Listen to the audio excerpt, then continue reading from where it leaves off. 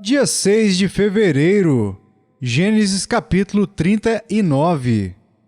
José foi levado ao Egito, e Potifar, oficial de Faraó, comandante da guarda, egípcio, comprou-o dos ismaelitas que o tinham levado para lá. O Senhor era com José, que veio a ser homem próspero, e estava na casa de seu senhor egípcio. Vendo Potifar que o Senhor era com ele, e que tudo o que ele fazia o Senhor prosperava em suas mãos, logrou José mercê perante ele, a quem servia, e ele o pôs por mordomo de sua casa, e lhe passou às mãos tudo o que tinha. E desde que o fizera mordomo de sua casa, e sobre tudo o que tinha, o Senhor abençoou a casa do egípcio por amor de José.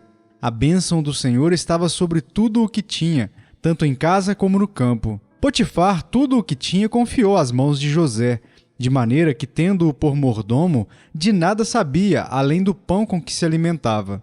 José era formoso de porte e de aparência. Aconteceu depois destas coisas, que a mulher de seu senhor pôs os olhos em José e lhe disse: "Deita-te comigo." Ele, porém, recusou e disse à mulher do seu senhor: "Tem-me por mordomo o meu senhor e não sabe do que há em casa, pois tudo o que tem me passou ele às minhas mãos. Ele não é maior do que eu nesta casa, e nenhuma coisa me vedou, senão a ti, porque és sua mulher. Como, pois, cometeria eu tamanha maldade e pecaria contra Deus?" Falando ela a José todos os dias, e não lhe dando ele ouvidos para se deitar com ela e estar com ela, sucedeu que certo dia veio ele à casa para atender aos negócios. E ninguém dos de casa se achava presente. Então ela o pegou pelas vestes e lhe disse: "Deita-te comigo." Ele, porém, deixando as vestes nas mãos dela, saiu fugindo para fora. Vendo ela que ele fugira para fora, mas havia deixado as vestes nas mãos dela, chamou pelos homens de sua casa e lhes disse: "Vede, trouxe-nos o meu marido este hebreu para insultar-nos. Veio até mim para se deitar comigo, mas eu gritei em alta voz. Ouvindo ele que eu levantava a voz e gritava, deixou as vestes ao meu lado e saiu fugindo para fora. Conservou ela junto de si as vestes dele, até que seu senhor tornou à casa. Então lhe falou segundo as mesmas palavras e disse: O servo hebreu que nos trouxeste veio ter comigo para insultar-me. Quando, porém, levantei a voz e gritei, ele, deixando as vestes ao meu lado, fugiu para fora. Tendo o Senhor ouvido as palavras de sua mulher, como lhe tinha dito, desta maneira me fez o teu servo. Então se lhe acendeu a ira. E o senhor de José o tomou e o lançou no cárcere, no lugar onde os presos do rei estavam encarcerados. Ali ficou ele na prisão. O Senhor, porém, era com José, e lhe foi benigno, e lhe deu mercê perante o carcereiro, o qual confiou às mãos de José todos os presos que estavam no cárcere. E ele fazia tudo quanto se devia fazer ali. E nenhum cuidado tinha o carcereiro de todas as coisas que estavam nas mãos de José, porquanto o Senhor era com ele, e tudo o que ele fazia o Senhor prosperava. Marcos capítulo 9. Dizia-lhes ainda: Em verdade vos afirmo que dos que aqui se encontram, alguns há que de maneira nenhuma passarão pela morte, até que vejam ter chegado com poder o reino de Deus. 6 dias depois, tomou Jesus consigo a Pedro, Tiago e João, e levou-os sós à parte a um alto monte. Foi transfigurado diante deles. As suas vestes tornaram-se resplandecentes e sobremodo brancas, como nenhum lavandeiro na terra as poderia alvejar. Apareceu-lhes Elias com Moisés e estavam falando com Jesus. Então Pedro, tomando a palavra, disse: Mestre, bom é estarmos aqui e que façamos 3 tendas. Uma será tua, outra para Moisés e outra para Elias, pois não sabia o que dizer por estarem eles aterrados. A seguir, veio uma nuvem que os envolveu, e dela uma voz dizia: Este é o meu filho amado, a ele ouvi. E de relance, olhando ao redor, a ninguém mais viram com eles, senão Jesus. Ao descerem do monte, ordenou-lhes Jesus que não divulgassem as coisas que tinham visto, até o dia em que o Filho do Homem ressuscitasse dentre os mortos. Eles guardaram a recomendação, perguntando uns aos outros que seria o ressuscitar dentre os mortos. E interrogaram-no, dizendo: Por que dizem os escribas ser necessário que Elias venha primeiro? Então ele lhes disse: Elias, vindo primeiro, restaurará todas as coisas. Como, pois, está escrito sobre o Filho do Homem, que sofrerá muito e será aviltado. Eu, porém, vos digo que Elias já veio, e fizeram com ele tudo o que quiseram, como a seu respeito está escrito. Quando eles se aproximaram dos discípulos, viram numerosa multidão ao redor, e que os escribas discutiam com eles. E logo toda a multidão, ao ver Jesus, tomada de surpresa, correu para ele e o saudava. Então ele interpelou os escribas: que é que discutíeis com eles? E um dentre a multidão respondeu: Mestre, trouxe-te o meu filho possesso de um espírito mudo. E este, onde quer que o apanha, lança-o por terra, e ele espuma, rilha os dentes e vai definhando. Roguei a teus discípulos que o expelissem, e eles não puderam. Então Jesus lhes disse: Ó geração incrédula, até quando estarei convosco? Até quando vos sofrerei? Trazei-mo. E trouxeram-lhe. Quando ele viu a Jesus, o espírito imediatamente o agitou com violência, e caindo ele por terra, revolvia-se espumando. Perguntou Jesus ao pai do menino: há quanto tempo isto lhe sucede? Desde a infância, respondeu, e muitas vezes o tem lançado no fogo e na água, para o matar. Mas se tu podes alguma coisa, tem compaixão de nós e ajuda-nos. Ao que lhe respondeu Jesus: se podes, tudo é possível ao que crê. E imediatamente o pai do menino exclamou, com lágrimas: eu creio. Ajuda-me na minha falta de fé. Vendo Jesus que a multidão concorria, repreendeu o espírito imundo, dizendo-lhes: espírito mudo e surdo, eu te ordeno, sai deste jovem e nunca mais tornes a ele. E ele, clamando e agitando-o muito, saiu, deixando-o como se estivesse morto, a ponto de muitos dizerem: morreu. Mas Jesus, tomando-o pela mão, o ergueu, e ele se levantou. Quando entrou em casa, os seus discípulos lhe perguntaram em particular: por que não podemos nós expulsá-lo? Respondeu-lhes: esta casta não pode sair senão por meio de oração e jejum. E tendo partido dali, passavam pela Galileia, e não queria que ninguém o soubesse, porque ensinava aos seus discípulos e lhes dizia: o Filho do Homem será entregue nas mãos dos homens, e o matarão, mas 3 dias depois da sua morte, ressuscitará. Eles, contudo, não compreendiam isto e temiam interrogá-lo. Tendo eles partido para Cafarnaum, estando ele em casa, interrogou os discípulos: de que é que discorríeis pelo caminho? Mas eles guardaram silêncio, porque pelo caminho haviam discutido entre si sobre quem era o maior. E ele, assentando-se, chamou os 12 e lhes disse: se alguém quer ser o primeiro, será o último e servo de todos. Trazendo uma criança, colocou-a no meio deles, e tomando-a nos braços, disse-lhes: qualquer que receber uma criança, tal como esta, em meu nome, a mim me recebe. E qualquer que a mim me receber, não recebe a mim, mas ao que me enviou.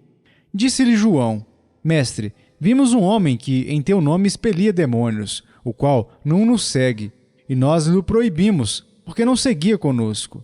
Mas Jesus respondeu: não lhe proibais, porque ninguém há que faça milagre em meu nome e logo a seguir possa falar mal de mim. Pois quem não é contra nós é por nós. Porquanto, aquele que vos der de beber um copo de água em meu nome, porque sois de Cristo, em verdade vos digo que de modo algum perderá o seu galardão. E quem fizer tropeçar a um destes pequeninos crentes, melhor lhe fora que se lhe pendurasse ao pescoço uma grande pedra de moinho e fosse lançado no mar. E se a tua mão te faz tropeçar, corta, pois é melhor entrares maneta na vida do que, tendo as 2 mãos, ires para o inferno, para o fogo inextinguível, onde não lhes morre o verme, nem o fogo se apaga. E se teu pé te faz tropeçar, corta-o.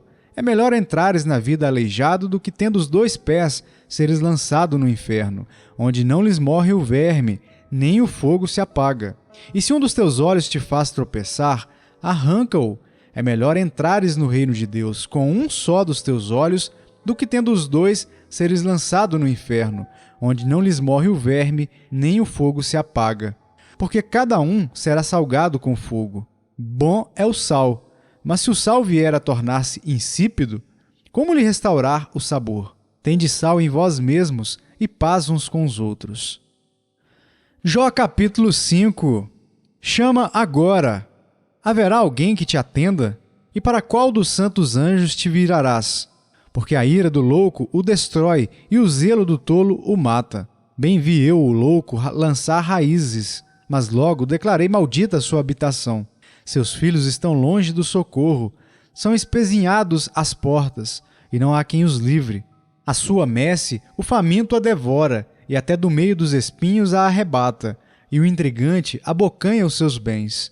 Porque a aflição não vem do pó, e não é da terra que brota o enfado. Mas o homem nasce para o enfado, como as faíscas das brasas voam para cima. Quanto a mim, eu buscaria a Deus, e a Ele entregaria a minha causa. Ele faz coisas grandes e inescrutáveis, e maravilhas que não se podem contar. Faz chover sobre a terra e envia águas sobre os campos, para pôr os abatidos num lugar alto e para que os enlutados se alegrem da maior ventura. Ele frustra as maquinações dos astutos para que as suas mãos não possam realizar os seus projetos.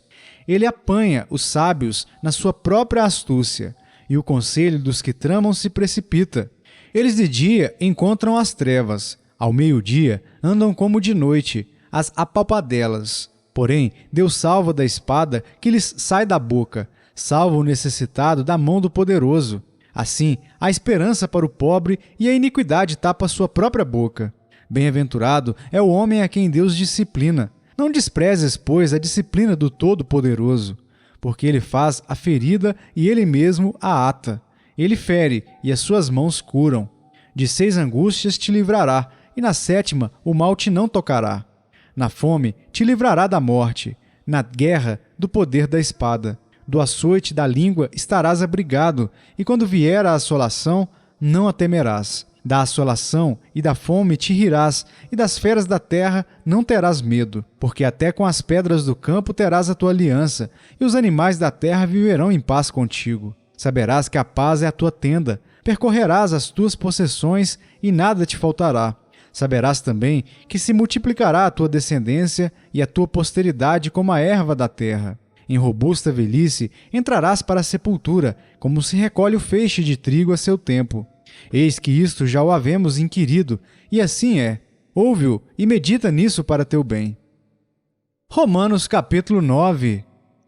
Digo a verdade em Cristo, não minto, testemunhando comigo no Espírito Santo a minha própria consciência.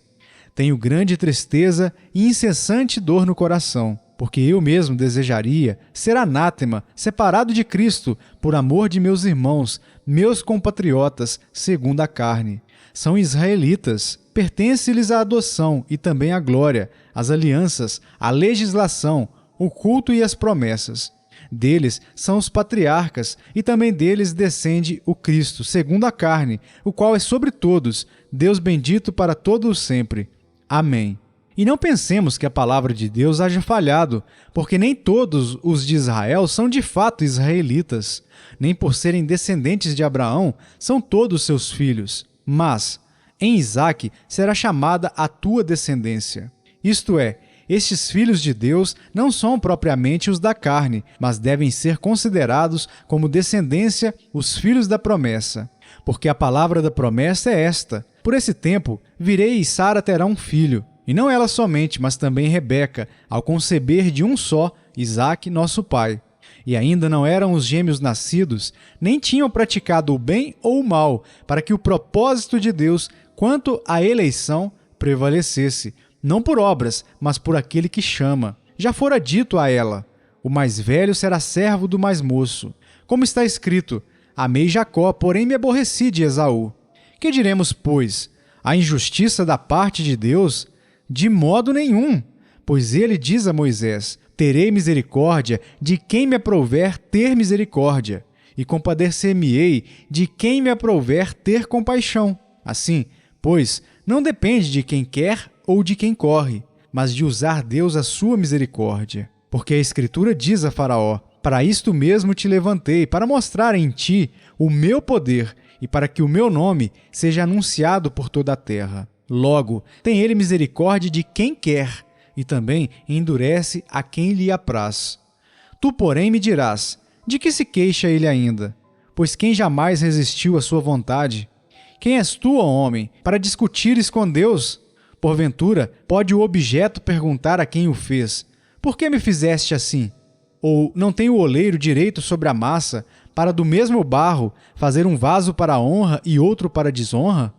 Que diremos, pois, se Deus, querendo mostrar a sua ira e dar a conhecer o seu poder, suportou com muita longanimidade os vasos de ira preparados para a perdição, a fim de que também desse a conhecer as riquezas da sua glória em vasos de misericórdia, que para a glória preparou de antemão, os quais somos nós, a quem também chamou, não só dentre os judeus, mas também dentre os gentios.